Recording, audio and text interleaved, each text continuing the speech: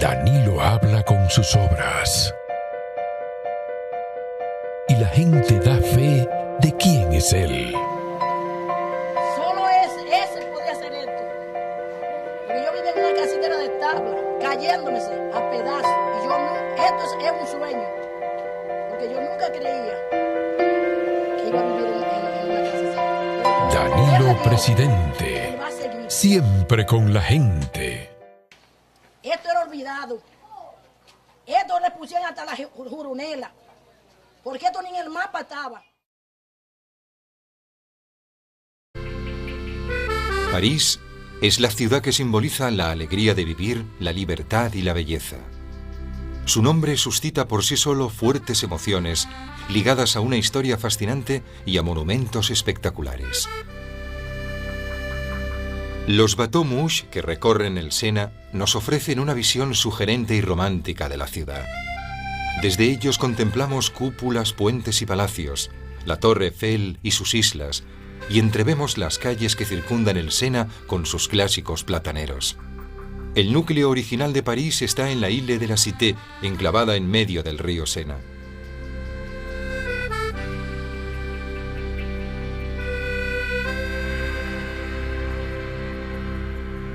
Fue en esta isla donde en los siglos XII y XIII se construyó Notre Dame y el viejo Palacio Real.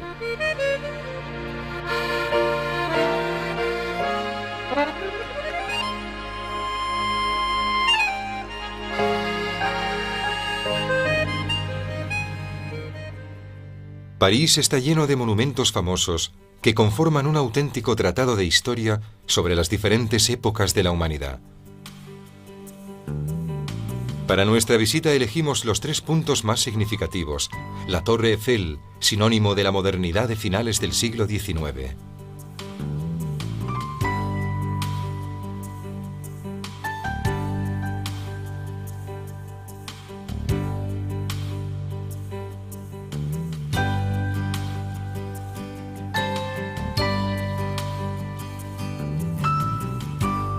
El Arco del Triunfo, testimonio de la grandeza napoleónica.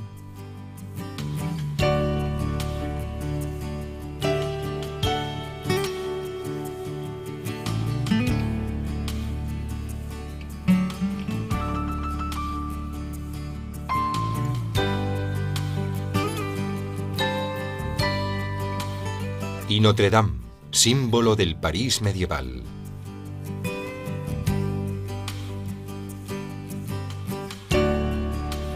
Es precisamente en Notre Dame donde iniciamos nuestra visita a la ciudad. Esta iglesia es la catedral gótica más famosa del mundo. A pesar de sus dimensiones excepcionales, emana una sensación de gran ligereza gracias a su atrevida estructura y a sus amplias vidrieras.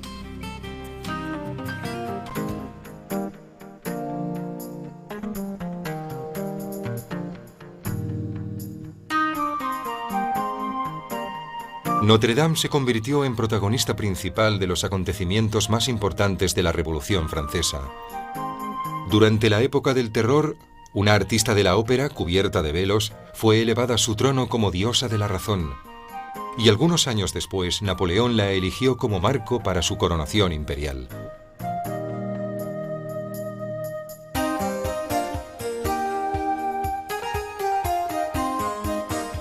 En la Île de la Cité también se encuentra la Sainte-Chapelle, la antigua capilla real, construida al mismo tiempo que Notre Dame. Esta iglesia está formada por 2 capillas superpuestas. La superior resplandece entre luces policromadas que se filtran entre sus hermosísimas vidrieras.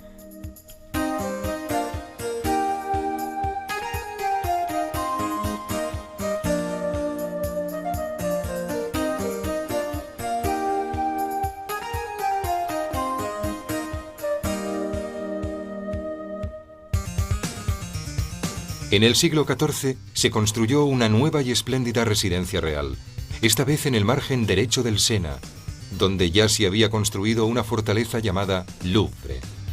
La parte más antigua, que termina con una monumental columnata, se asoma a la Cour Carrée. Este es el lugar en el que se desarrollan las aventuras de nobles, cardenales y reinas narradas por Alejandro Dumas en Los Tres Mosqueteros. Con la Revolución Francesa, las colecciones reales de obras de arte comenzaron a ser expuestas al público. Entre las obras más famosas que se exponen en el Louvre encontramos la Gioconda de Leonardo da Vinci, el Baño turco de Ingres, el Concierto campestre de Tiziano, o quizás de Giorgione, y La libertad guiando al pueblo de Delacroix. Dos señoras de la antigüedad reciben amablemente a los visitantes en las salas más gloriosas del Louvre, la Venus de Milo y la Victoria de Samotracia. La Venus de Milo del siglo II a.C. es la representación más notable de la belleza femenina según los griegos antiguos. La Victoria de Samotracia, dedicada a una victoria naval, es una de las obras más emblemáticas del arte helenístico. El Louvre se completó en el siglo XIX con la larga ala que corre paralela al Sena. En 1989, en la Cour Napoleón, se instaló la pirámide del arquitecto americano de origen chino Yeo Ming Pei. Entre las dos alas del Louvre se encuentra el Arco del Carrusel, imitación del Arco de Septimio Severo de Roma, construido durante el período napoleónico para celebrar la victoria del emperador. Alrededor de estos jardines se encontraba el Palacio de las Tullerías, un encargo realizado en el siglo XVI por Caterina de Medici y que fue destruido por un incendio en 1871. En el Louvre comienza el largo paseo que alcanza el Arco del Triunfo después de cruzar la Plaza de la Concordia.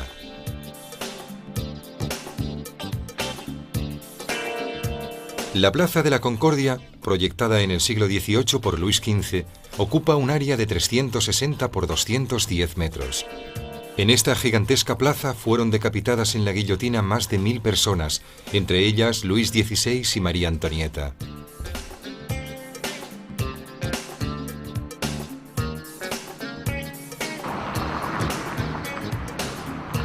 Hoy en día, la majestuosidad de la Plaza de la Concordia apenas se ve interrumpida por el tráfico, y el amplio espacio que ocupa conforma un perfecto escenario urbano. La plaza ofrece una espléndida vista de la iglesia de la Madeleine, que surge al fondo enclavada en un eje formado por dos grandes fuentes y un obelisco egipcio. Al lado de la Madeleine se encuentran los escaparates de Fauchon, auténtico paraíso para los amantes de la buena comida y el buen gusto.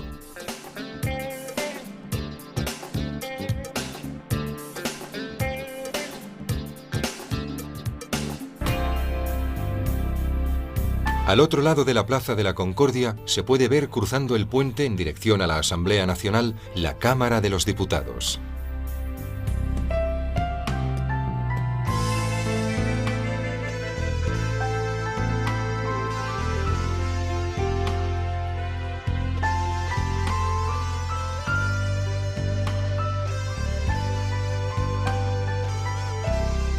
Pasada la Plaza de la Concordia, entramos en los Campos Elíseos. A la izquierda nos topamos con el Petit Palais y el Grand Palais, construidos con ocasión de la Exposición Universal de 1900, siguiendo el gusto ecléctico de la época. Entre un palacio y otro se encuentra la entrada del Puente Alejandro III, ricamente decorado con faroles y esculturas.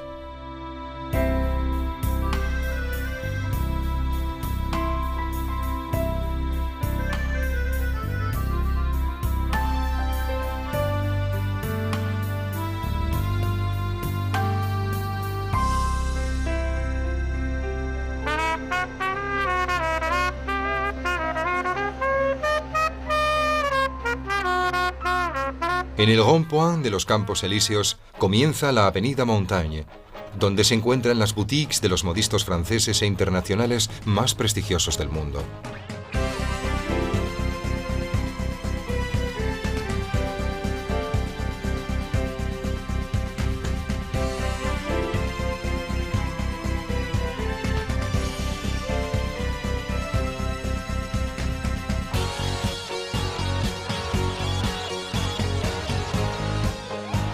La Avenida de los Campos Elíseos data del siglo XV y es obra del prominente arquitecto Le Notre, que también fue el creador de los jardines de Versalles. Su aspecto actual se remonta al siglo XIX. Esta gran avenida de unos 2 kilómetros de longitud es un paseo habitual para los habitantes de París y los visitantes a la ciudad, y en ella se encuentran un gran número de cines, teatros, restaurantes, locales nocturnos y hoteles de lujo. El Lido, junto con el Folies Bergère, es uno de los enclaves clásicos de la noche parisina y en él actúan las bellísimas bailarinas Bluebell. Paseando por la avenida de los Campos Elíseos, imponente y animada a cualquier hora del día, comprendemos los motivos que llevaban a todos los monarcas europeos a querer imitar París y a proyectar en las capitales de cada país una avenida similar a esta, como testimonio de magnificencia y de poder.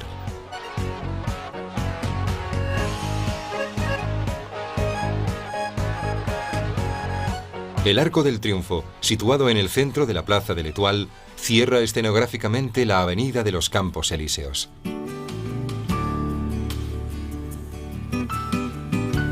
Proyectado por expreso deseo de Napoleón, el Arco del Triunfo es el símbolo de las glorias militares francesas. Mide 50 metros de altura y presenta una decoración con bajorrelieves que ilustran las victorias del emperador.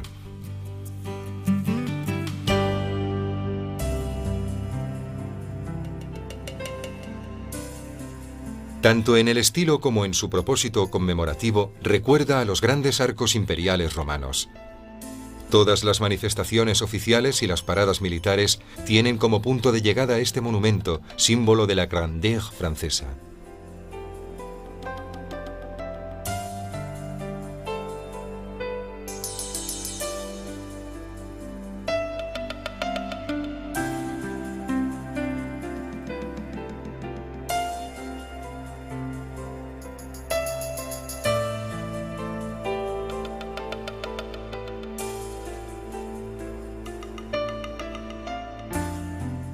Desde la Plaza de l'Étoile surgen en sentido radial 12 largas avenidas.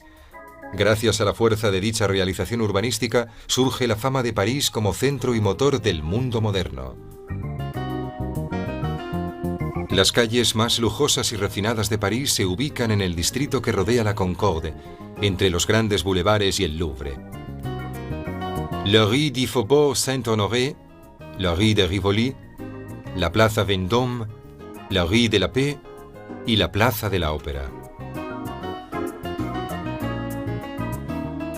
La suntuosa Plaza Vendôme fue un proyecto, como tantas otras calles y plazas de París, de Luis XIV, como expresión del esplendor de su reinado.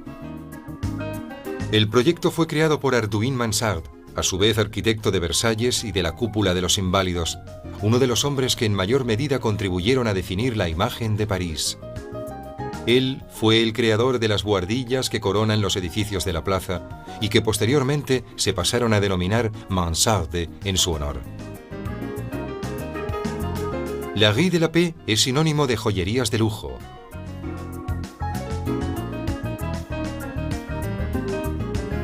Mientras que la ópera es el mejor símbolo del arte del melodrama. Este edificio fue diseñado por Charles Garnier en el estilo triunfal que caracterizaba la Belle Époque de finales del siglo XIX. Hoy día, tras la inauguración de la nueva ópera de la Bastilla, el edificio acoge sobre todo conciertos y espectáculos de ballet clásico.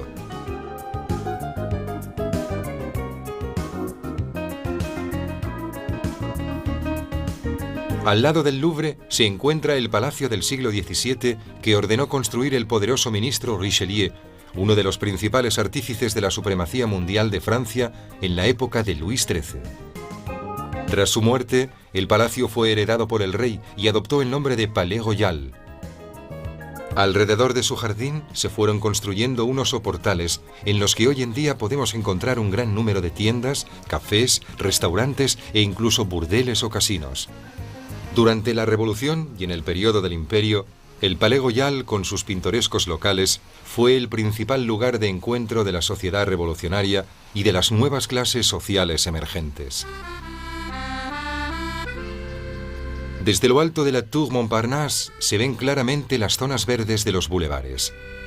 Estas avenidas, construidas sobre las antiguas fortificaciones, especialmente durante la segunda mitad del siglo XIX por el barón Haussmann, son el elemento más representativo de la ciudad. Dado que los cruces entre estas calles son principalmente en forma de V, se multiplican las vistas, al fondo de las cuales emergen majestuosos monumentos y plazas, como la Plaza de la Bastilla, dominada por la Columna de Julio, que conmemora la fiesta nacional francesa, y por el imponente edificio de la Ópera de la Bastilla, nuevo teatro de la ópera parisino.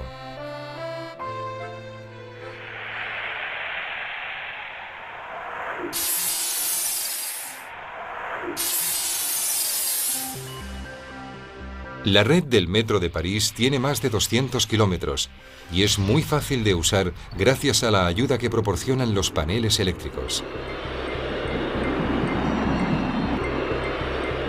Desde la Bastilla tomamos la dirección de Fans hasta Concorde, donde cambiamos para tomar la línea Port de la Chapelle hasta Abesses.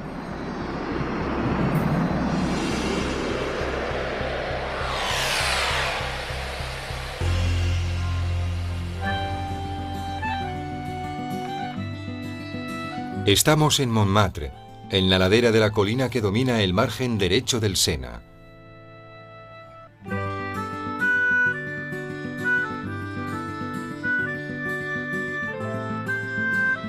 Las cúpulas de la iglesia del Sacré-Cœur dominan el barrio que hicieron famoso grandes artistas como Manet, Van Gogh, Utrillo, Toulouse-Lautrec o Picasso.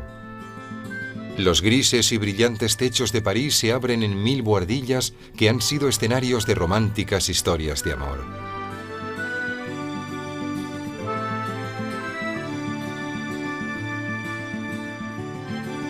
La Place du Tertre, a los pies del Sacré-Cœur, conserva una atmósfera fascinante de pequeño pueblo del siglo XIX y nos transporta a los bulliciosos años de la bohème artística.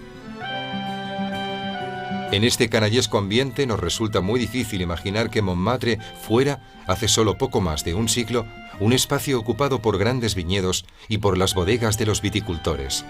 En este lugar también finalizó la sanguinaria Comuna de París, que siguió a la insurrección obrera de 1871.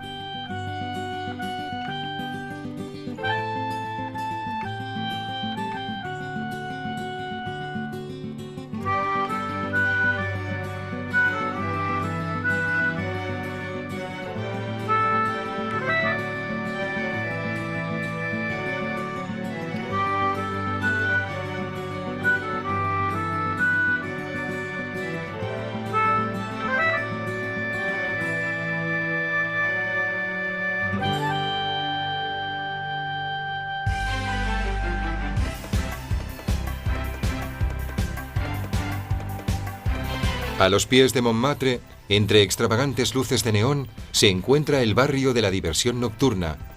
Cabarets, locales de striptease, shake shops y cines para adultos. La Plaza Pigalle, el Boulevard de Clichy, el Moulin Rouge y un poco más lejos el Folies Bergère evocan el aspecto transgresor de la ciudad y rememoran antiguos ecos del can-can francés.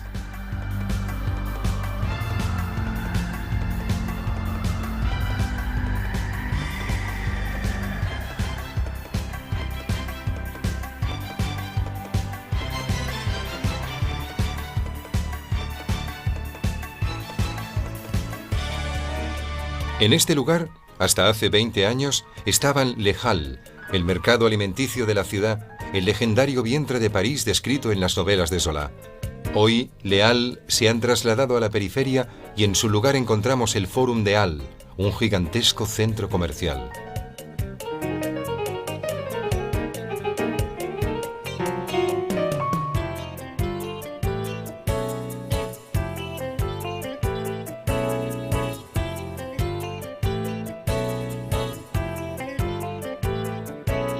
Todavía quedan como recuerdo de aquellos bulliciosos años los restaurantes y los bares donde se servían, en las noches de invierno, los platos de soupe à l'oignon, sopa de cebolla, que servía como alimento a los comerciantes y transportistas que trabajaban en el mercado.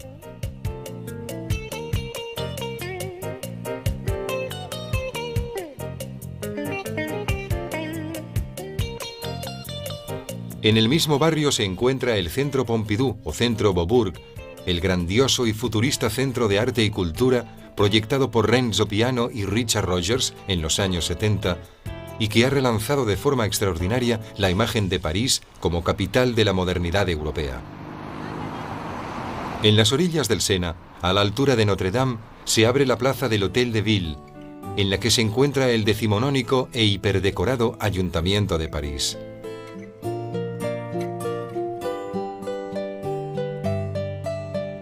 El barrio al este del Hôtel de Ville se llama Marais, en homenaje al antiguo Marais o pantano que allí existió en un tiempo. Del siglo XVI al XVIII se construyeron en él las residencias aristocráticas más bellas de París. Marais es hoy uno de los barrios más refinados de París y esconde enigmáticas tiendas y deliciosos restaurantes.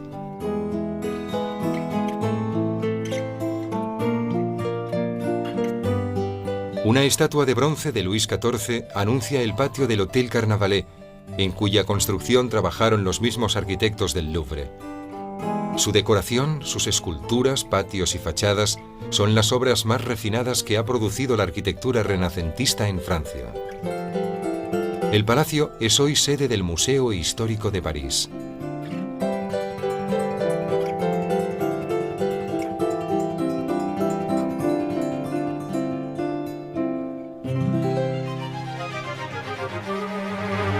Uno de los pocos restos medievales de París es la puerta con torres del Hôtel de Soubise. El auténtico palacio es del siglo XVIII y alberga una parte del Archivo Nacional. El resto del archivo se halla en el adyacente Hôtel de Rohan, otro sobrio palacio del siglo XVIII que se erige sobre un jardín de estilo francés.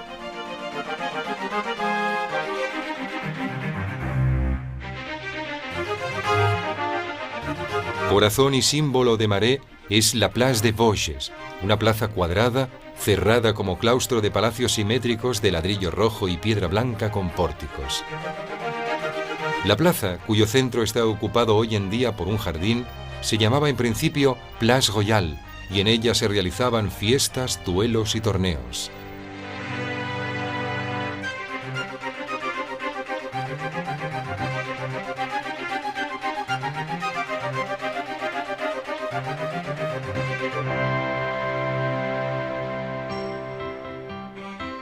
Dejamos atrás Marais y atravesamos el Sena muy cerca de Notre Dame. Nos encontramos ahora en la Rive Gauche, la margen izquierda del río. Aquí se agolpan los puestos de los bouquinistes, las librerías al aire libre que ofrecen ediciones antiguas, reproducciones, tarjetas antiguas y todo el encanto de la cultura al aire libre. Justo enfrente de Notre Dame encontramos el Tour d'Argent, un famoso restaurante de París cuyo plato estrella es el canard à l'orange, pato a la naranja, servido con la elegante ritualidad de los tiempos pasados.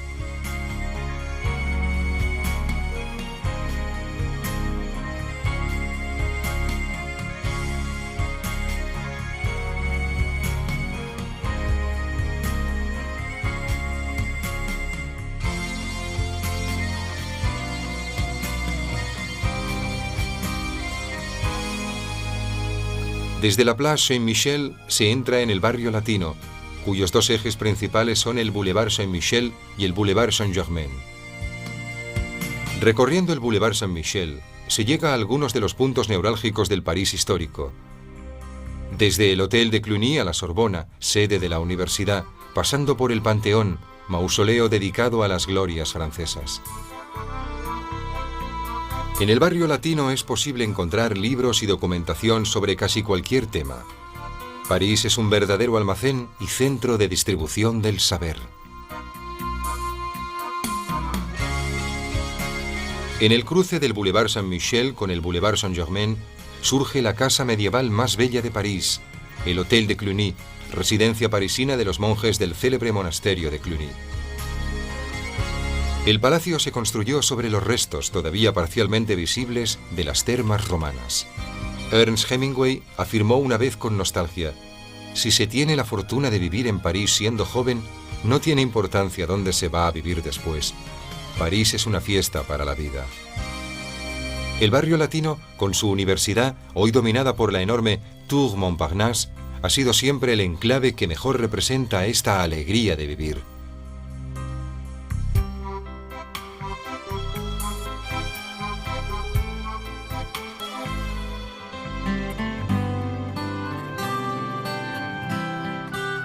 La cúpula que destaca en el panorama del barrio latino es la del Panteón. el templo en el que descansan los restos de los personajes más ilustres de la historia de Francia. El edificio, construido en el siglo XVIII como iglesia, tiene una gran importancia en la historia de la arquitectura francesa porque representa, en contraposición al barroco imperante en aquella época, la vuelta al estilo antiguo clásico. Aquí descansan entre otros Voltaire, Rousseau, Zola y Victor Hugo. Bajo la cúpula del Panteón, Foucault demostró la rotación de la Tierra utilizando su famoso péndulo.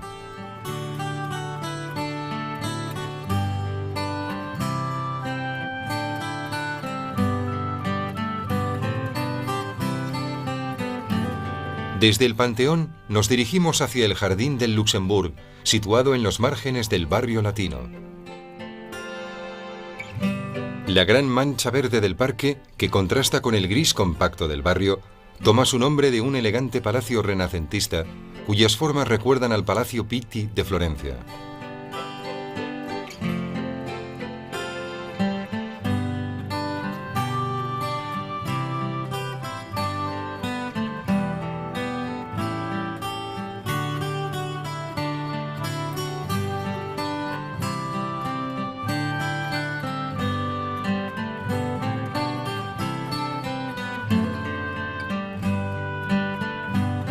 La parte más interior del Jardín del Luxembourg está realizada siguiendo el modelo geométrico francés, mientras que la externa se inspira en los esquemas de los jardines ingleses.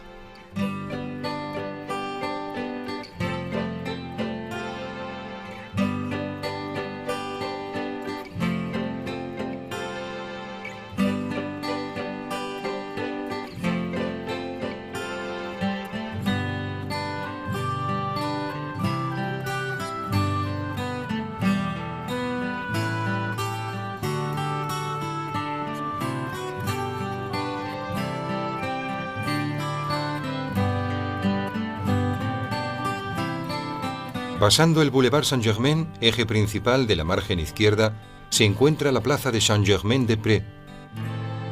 Girando a la derecha en la rue de Bellechasse, nos encontramos con la entrada principal del Museo d'Orsay.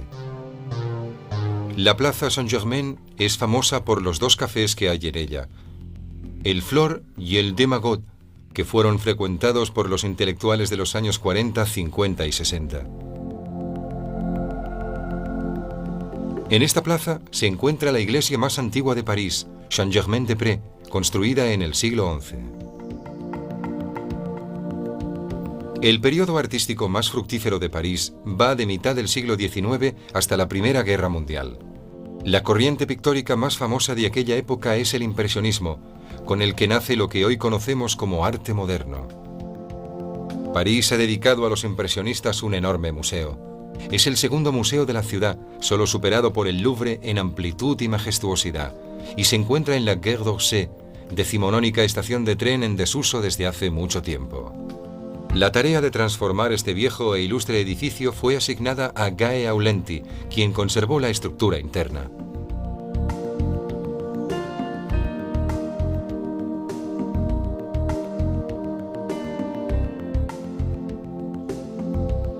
En el Museo d'Orsay se pueden admirar bajo un mismo techo las obras de arte más famosas y reconocidas de Renoir, Manet, Degas, Monet, Van Gogh, Gauguin o Cézanne.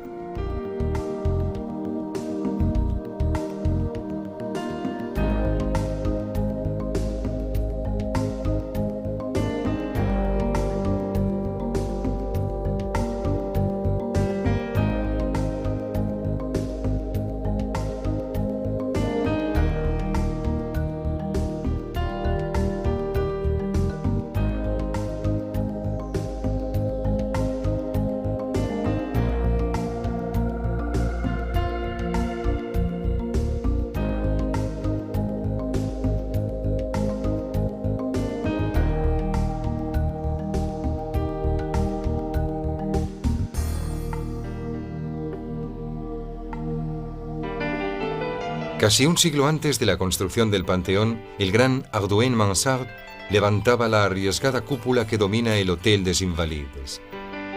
Este inmenso edificio fue una idea de Luis XIV para acoger a los inválidos de la guerra, que hasta aquel momento se veían abocados a una existencia mísera e incluso a la mendicidad.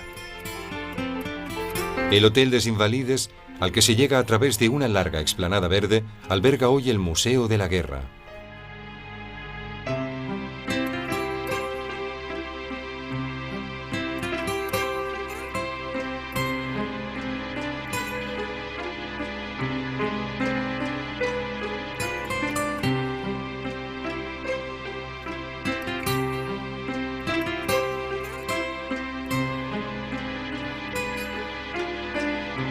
Sin embargo, Les Invalides se conoce sobre todo por ser el lugar donde descansan los restos de Napoleón. Los franceses todavía veneran la memoria del hombre que creó un imperio europeo tras vencer a los ejércitos europeos que habían formado una coalición contra Francia. Tras el episodio protagonizado por el ejército de Napoleón, Europa nunca volvió a ser la misma, y las ideas propagadas durante la Revolución Francesa fueron conquistando todos los países del viejo continente. El sarcófago de Napoleón, construido en granito rojo, está colocado en una posición espectacular dentro de la cripta redonda, que tiene las mismas dimensiones que la cúpula. Las 12 grandes estatuas de las diosas de la victoria que lo circundan recuerdan las victorias obtenidas por Napoleón entre 1797 y 1815. La Torre Eiffel tiene más de 100 años, pero gracias a un escrupuloso trabajo de restauración se erige hoy en día más brillante y sugerente que nunca. A pesar de la presencia de los suntuosos rascacielos de la Défense, sigue siendo el símbolo más preclaro de la modernidad francesa.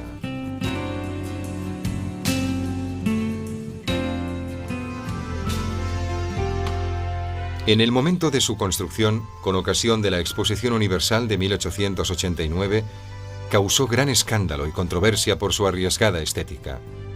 A pesar de las catastróficas previsiones sobre la duración del edificio, construido enteramente en acero por el ingeniero Gustave Eiffel, la torre sigue todavía en pie, demostrando su solidez y con el paso de los años se ha convertido en el símbolo de la ciudad.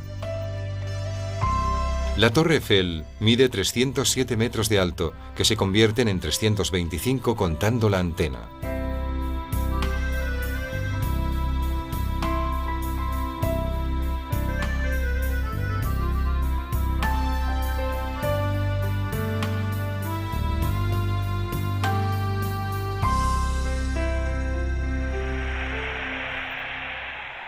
Desde la Torre Eiffel nos dirigimos a la cercana estación de metro de Bir Hakeim, tomando la dirección Étoile.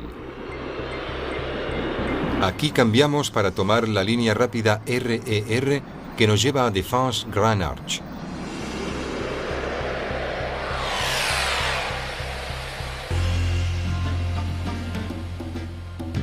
El inmenso cubo revestido de mármol blanco del Gran Arco que nos acoge a la salida del metro es el corazón de la Défense, nueva zona de negocios de la ciudad. Al fondo se divisan los rascacielos que convierten a la Défense en la Manhattan parisina.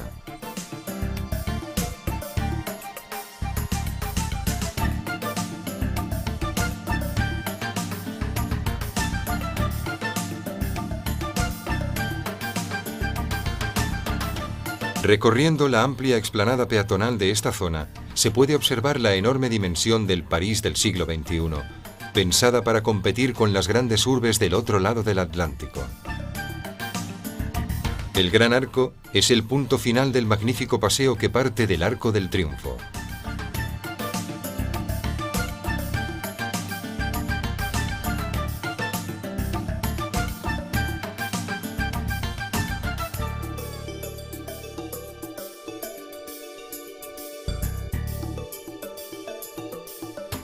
En la periferia norte, cerca de la Porte de Clignancourt, se encuentra el popular Mercado de las Pulgas.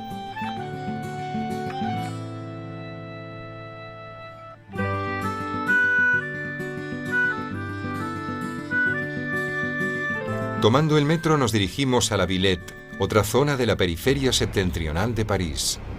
Desde 1900, el metro es uno de los símbolos de la eficacia y de la modernidad de París. Su red es tan amplia que no hay ningún punto de la ciudad que esté a más de 500 metros de una estación del metro. Sus antiguas estaciones están decoradas con bellos doseles y escaleras realizadas en estilo Art Nouveau. En una zona muy extensa donde anteriormente se encontraba el Matadero de París, se ha construido el Parque de la Villette, una auténtica ciudad dedicada a la ciencia y a la música. En ella se encuentra el Museo de la Ciencia y la Industria, la gran esfera de la Géote y la Cité de la Musique.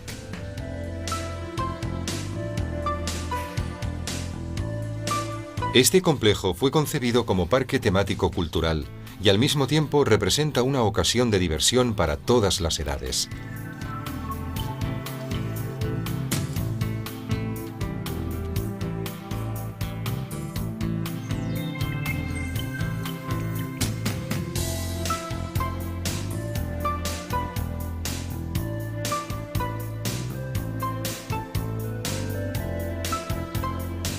A unos 50 kilómetros, en el bosque de Fontainebleau, se halla uno de los castillos más bellos de Francia. En el siglo XVI, Francisco I invitó a Fontainebleau a muchos artistas italianos que colaboraron en la decoración del castillo. La denominada Escuela de Fontainebleau, creada por Primaticcio, Rosso Fiorentino y Vignola, entre otros, dio origen a un particular estilo refinadísimo.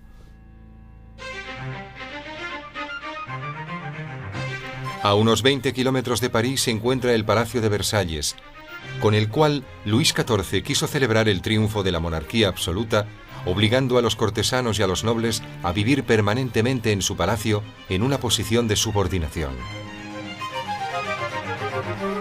El coste fue desorbitado para las arcas del país, pero de este modo el rey eliminó el peligro de posibles revueltas por parte de ciertos aristócratas rebeldes. París, con la corte de Versalles, fue más que nunca el centro único del país y el lugar en el que toda Francia desde aquel momento debía verse reflejada. La arquitectura es obra de Louis Le Vau y Hardouin Mansart, mientras que el parque y las obras de arte son de André Le Nôtre. Su construcción se inició a mediados del siglo XVII y duró casi medio siglo. El modelo de Versalles fue imitado en toda Europa e inspiró especialmente la Potsdam de Federico de Prusia, el castillo de Schönbrunn en Viena y el Palacio Real de Caserta de los Borbones en Nápoles.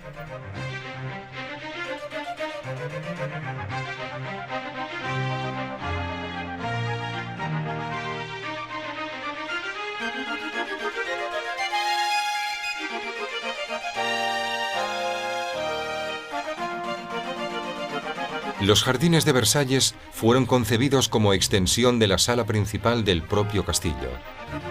El modelo de jardín creado por Le Nôtre, que después se pasó a llamar a la francesa, representa de forma monumental el dominio del hombre sobre la naturaleza.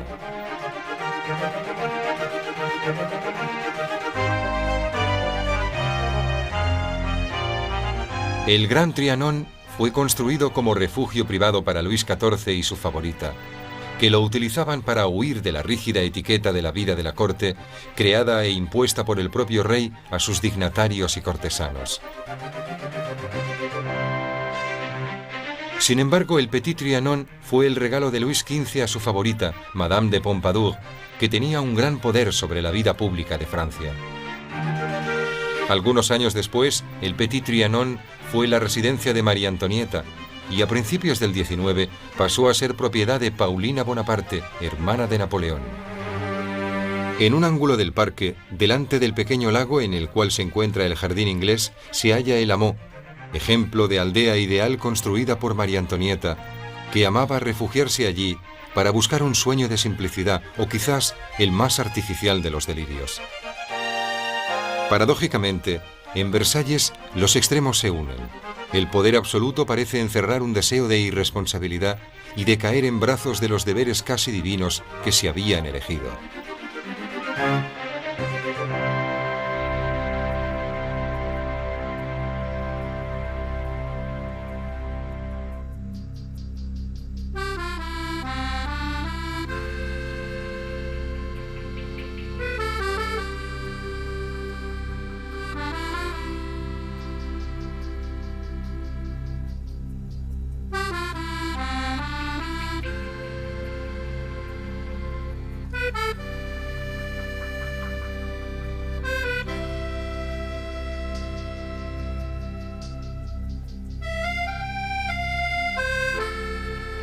París tuvo que ser reconstruida varias veces en el transcurso de los siglos, pero nunca perdió su carácter unitario ni su monumentalidad urbanística.